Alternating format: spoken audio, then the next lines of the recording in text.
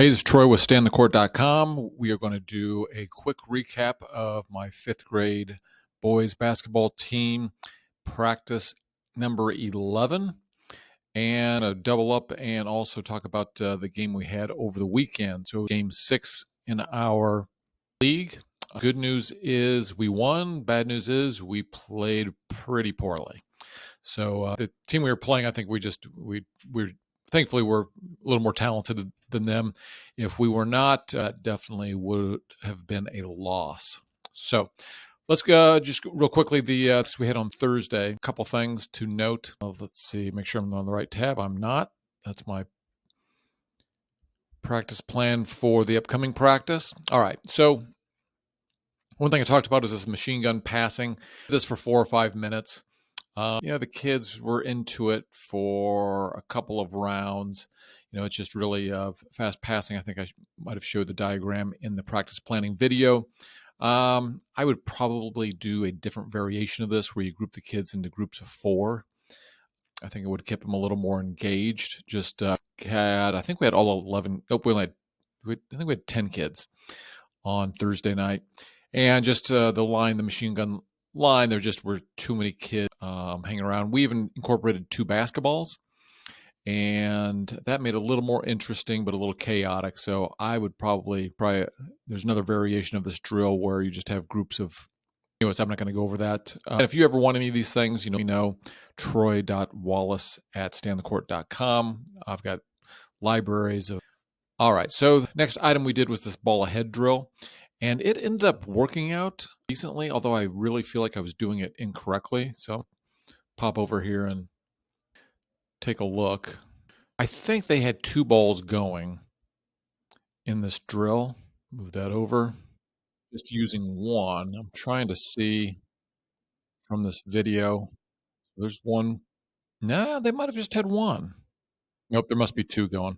We ended up just using 1 ball, which was a little less confusing.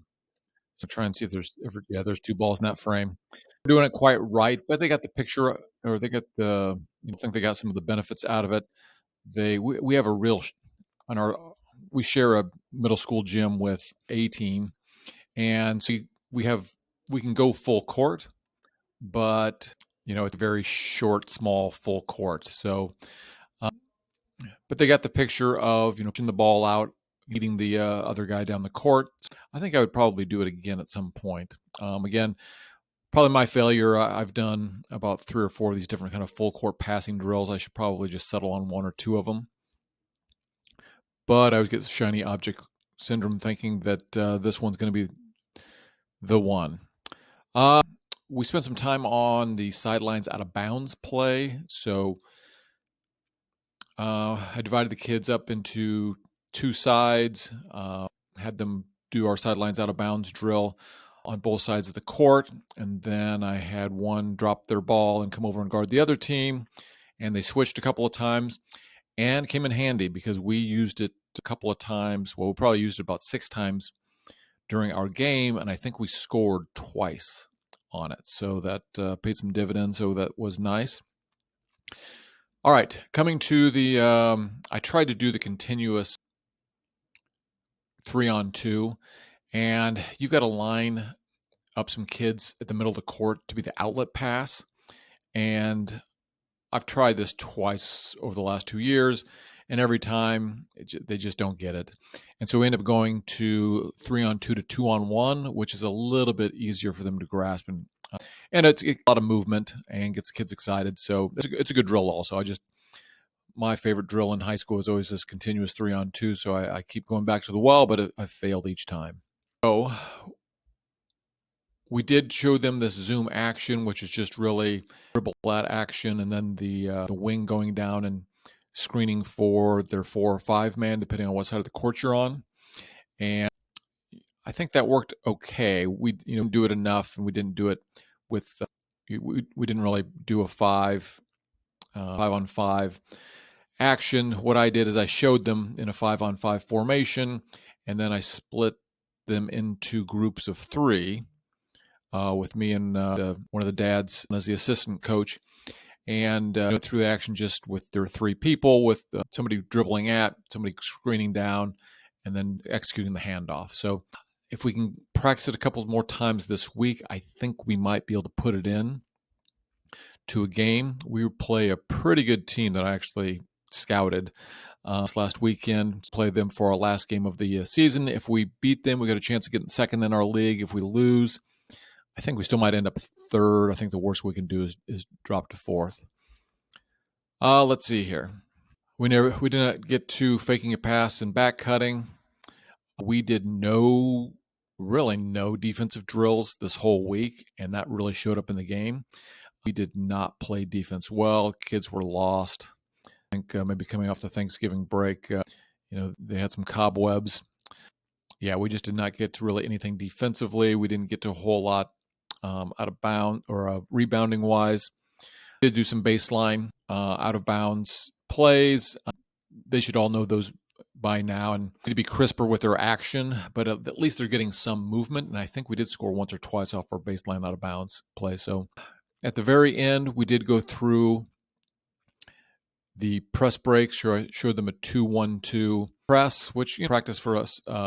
Did some practicing our press break as well. And like I said, the team that we were playing, they didn't have as talented as kids as we did. But they did end up pressing us, and that caused us some problems. And I don't press. Matter of fact, we didn't have a press break at all, or a full court press at all until this last week. And the only reason I did that is we're getting pressed more often than I thought we would. It's fifth grade basketball.